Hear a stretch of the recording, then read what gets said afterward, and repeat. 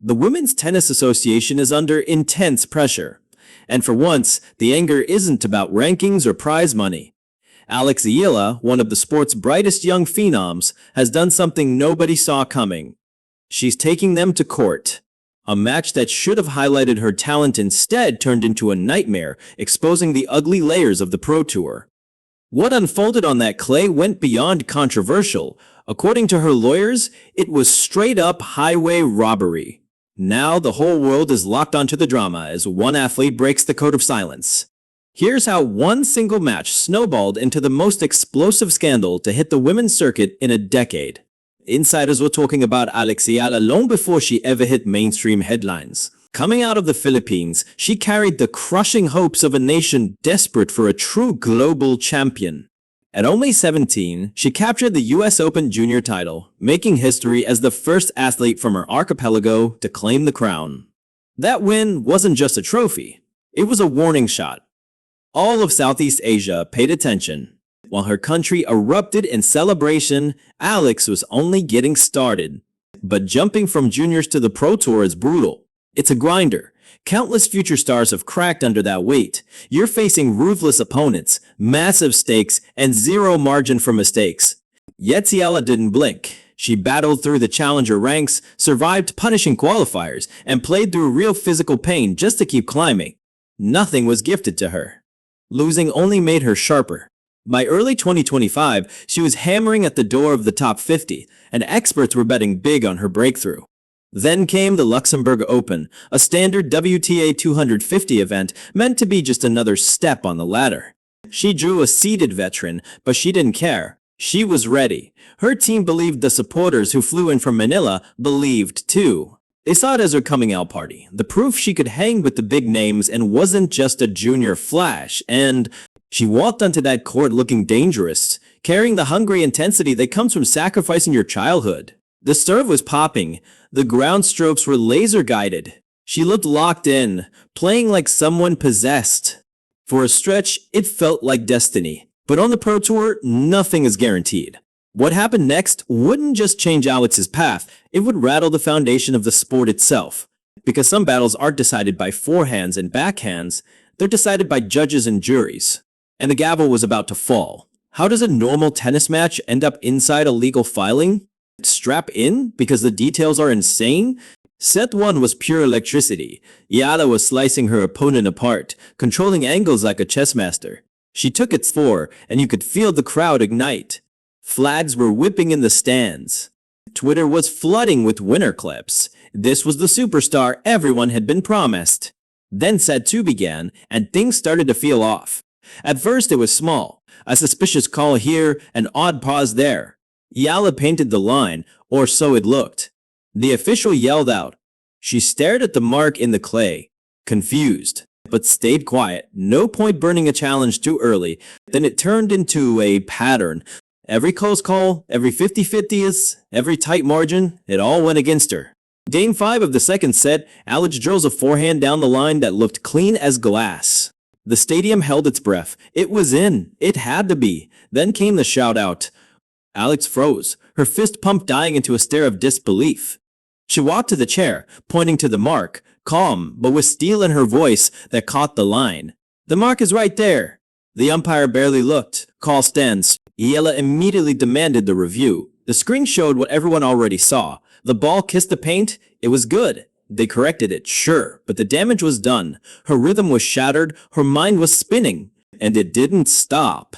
Mid-set, it felt like she was playing a handicap match, not just against the player across the net, but against the system. A crucial ace that should have swung momentum. Called wide, later footage suggested it clipped the edge. A serve that grazed the net cord but didn't get a let call. Even the commentators started questioning what they were watching. The crowd grew restless, and Alex began unraveling. She lost the set 3-6.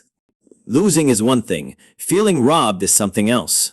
By the third set, the air was thick. Alex tried to reset, tried to block out the noise, but her nerves were cooked. Her opponent sensed it and attacked every hesitation. The breaking moment came at 4-5 in the decider. Match point down. Alex serves, the return flies long, visibly, unquestionably long. Alex threw her arms up. ready for deuce, till the line judge called it good. She froze. It was a clear 3 inches past the baseline. The crowd didn't clap. They erupted, furious. Alex marched forward, eyes desperate, staring at the chair.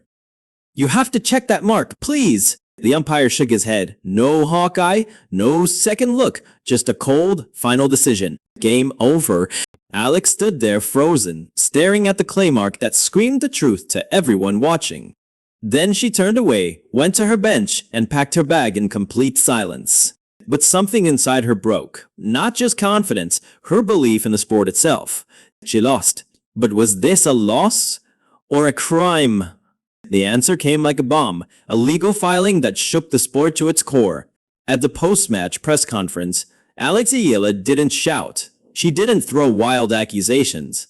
She sat behind the microphone with a quiet intensity that hit harder than any tantrum. "I came to compete. I came to play a fair match. That out there, that wasn't fair. I'm not blaming my opponent. She did her job. But the officiating, I've never seen incompetence like that, and I shouldn't have to endure it." Her tone was calm, controlled, but the fire underneath was obvious. When asked if she felt robbed, she paused, then delivered a line that echoed worldwide. "Athletes deserve respect for their grind today." I didn't get that. The video went viral instantly.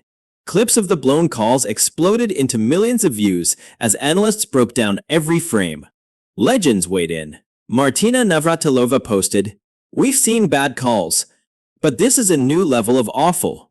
Players deserve better." Billie Jean King demanded immediate structural change. The hashtag Justice for ELA dominated global trends. But not everyone agreed. Some defended the officials, saying human error is part of the sport. Others criticized Alex for not using challenges better. The tennis world split in half. Filipino fans were especially furious, watching their star go through what felt like blatant disrespect on the world stage. Petitions, protest reels, even boycott calls flooded social media. The heat wasn't just on the umpires. It was on the leadership of women's tennis itself. Then, just when it seemed the outrage might cool off, Alex's legal team dropped the real shocker. She wasn't suing for emotional distress or slander. She was suing for what the filing called willful negligence, leading to theft of opportunity and money. The phrase that dominated headlines for weeks was simple and explosive: match theft. Most players would never dare take the WTA to court, but Alex Eala isn't most players, and what her lawyers uncovered was uglier than anyone expected. The case was filed in international sports court, and as information leaked, the tennis world gasped. This wasn't a complaint about a couple of bad calls. Her team built a case that was precise, detailed, and deadly. The core argument: the association failed its duty to provide a fair contest by neglecting proper technology and training. The brief pointed out that Hawkeye systems are standard at majors, yet the Luxembourg Open, a sanctioned event, cut costs and skipped the technology. Alex's key match was played on an outer court with no electronic line calling, despite her star power and the stakes. But it went deeper. Her lawyers claimed the umpire and line judges had a documented history of wrong calls. Subpoenaed emails allegedly showed the organization had received complaints about that specific crew before, yet still assigned them to high-pressure matches. The lawsuit argued that this negligence directly contributed to her loss, costing her ranking points and future earnings. They even attached a number to the damage: lost prize money, lost appearance fees, lost sponsorship bonuses that disappeared when her streak ended. And then came the smoking gun: correspondence between tournament directors and the governing body. Messages suggested pressure to keep outer court matches moving fast, basically encouraging officials to avoid delays and skip long disputes. One line was devastating: "We need these matches finished by 6. Momentum is everything." Alex's lead counsel released a statement that hit every major sports outlet immediately. "Let's be crystal clear. This isn't about one bad call. This is about a systemic refusal to protect athletes. When a governing body chooses logistics over fairness, when they knowingly deploy officials with documented histories of incompetence, and when they deny players the technology that guarantees justice, that is not an accident. That is a decision. and Alex Eala is here to say that decision is no longer acceptable. The phrase match theft wasn't random. It was designed to provoke. It reframed the story from officiating error to institutional negligence causing real harm. And it worked. Suddenly, this wasn't about one athlete complaining after a loss. It became a referendum on whether the WTA was actually defending the integrity of the sport. While the lawsuit sought financial damages, the bigger target was reform, mandatory Hawkeye on every court, strict oversight of umpires, transparent grievance systems, and a full rebuild of how human judgment interacts with digital accuracy. Alex had fired the first shot in a war that could reshape women's tennis. Now the only question was, would the WTA fight or crumble? The association faced a brutal choice: admit failure or defend a visibly broken system. Their response would shape not only this case, but the future of the sport. At first, the WTA reacted exactly like a corporate crisis manual would predict: sterile, defensive, polished. Their public statement read, "The WTA remains committed to fair play and the highest officiating standards. While we understand the frustrations that can come with competitive sport, we maintain full confidence in the integrity of our officials and protocols. We intend to address Ms. Eala's assertions through the appropriate legal processes." Translation: we admit nothing, and will drag it out in court. But behind closed doors, panic was spreading. Sponsors were calling non-stop. Broadcast partners demanded answers. Worse, the locker room started shifting. Other players began speaking up about their own horror stories with officiating failures. The lawsuit kicked open a door the WTA had fought hard to keep shut. Support started coming publicly. Ons Jabeur tweeted, "Every single one of us has felt this burn. Maybe it's finally time to force change." Coco Gauff posted a video explaining why technology is the only real cure for human error. Jessica Pegula shared her own story of a match being flipped by bad calls, adding, "If a tech exists, refusing to use it everywhere is inexcusable." But the locker room wasn't fully united. Some top veterans whispered that Alex was going too far, that lawsuits are nuclear, that human error is part of tennis. One former Grand Slam champion, speaking anonymously, told reporters, "Bad calls happen. You shake hands and move on. This sets a dangerous precedent." Media coverage was just as divided. Some writers praised Alex as a fearless whistleblower. Others called her a sore loser. Think pieces flooded the internet. Is Alex Eala saving tennis or destroying it? Debates exploded about the thin line between activism and entitlement. Meanwhile, the Luxembourg Open's main sponsor quietly tried to distance itself, releasing a vague statement about supporting fair play and reviewing standards, corporate code for "get us out of this." The WTA hired a heavyweight legal firm known for defending sports giants. They filed a motion to dismiss, arguing that by entering tournaments, players waive the right to sue over rules of the game. Alex's team fired back. Waivers don't protect an organization from gross negligence or fraud. As the case headed toward a full hearing, fans around the world became obsessed. This wasn't just sports news anymore. It became a cultural flashpoint about power, accountability, and whether workers can demand better from institutions that control their livelihoods. Then everything detonated. A source inside the WTA, identity unknown, leaked internal documents to an investigative reporter. Those files revealed the real smoking gun. The WTA had privately reviewed the match and concluded that multiple critical errors occurred. The internal report recommended suspending the officials and outlined urgent policy changes to prevent it from happening again. But the WTA buried the report. They never released it. When that leak hit the news cycle, backlash turned brutal. How could they publicly defend officials while privately admitting major failures? How could they keep claiming integrity while holding proof that Alex was right? Cornered. The association had no escape. The truth was out. They had known from day one.